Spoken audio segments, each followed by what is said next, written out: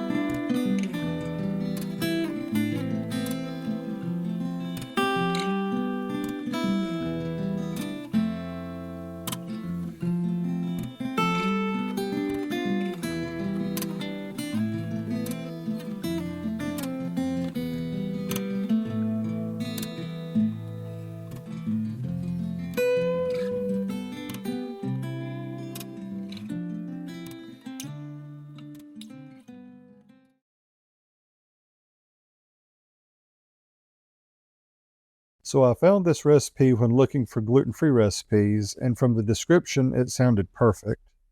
I've always loved pound cake, and orange seemed like a nice change of pace. I cooked this for the full 1 hour and 5 minutes, but I had to put aluminum foil over the top after 50 minutes because the top was already brown, but it needed to finish cooking. A few things I noticed while making it was one, whenever I rubbed the orange zest into the sugar, it barely changed color, which was odd because it contained a ton of zest. And two, the completed pound cake didn't have the nice deep orange color like the one on the recipe page. It looked like an ordinary vanilla cake. I took the first bite without any icing because I wanted to taste the cake itself and see if it lived up to all the hype from the description. It had a hint of orange flavor and was overpowered by the almond flour. I would describe the mouthfeel as soft and moist, but it wasn't a melt-in-the-mouth experience. I took another bite without icing, and again the taste of the almond flour overshadowed the orange. Lastly, I took a bite with the icing, and it had a little more orange taste, but not a lot. This wasn't a bad pound cake. Actually, it tasted fine.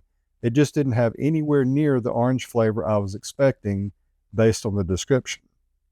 So as written, I give this 2 stars, mainly because it tasted like an almond pound cake with a hint of orange. With all of that said, I decided to make another one with a few key changes. Here's a picture of the second one. The first change I made was to use regular granulated sugar instead of the superfine, and when I rubbed the zest into it, you can see how the color changed to a nice orange color. Next, I left out the almond flour altogether and used 2 2/3 cups or 305 grams of the gluten-free flour blend. This was to assure that the orange flavor would be front and center without anything getting in the way. Also, I cooked it for 50 minutes and it was done. Those are the only changes I made to the original recipe, and it turned out much better. It had that soft, melt-in-the-mouth texture that was described, and I could definitely taste the orange as soon as I took the first bite. And I could still taste the orange after swallowing the bite, which is what I was looking for. This second one also didn't have the deep orange color inside, but that could be due to the type of oranges that were used or the color of the flour blend. So everything considered, I would highly recommend implementing these few small changes if you make this pound cake, because I feel they take it to a solid 5-star recipe.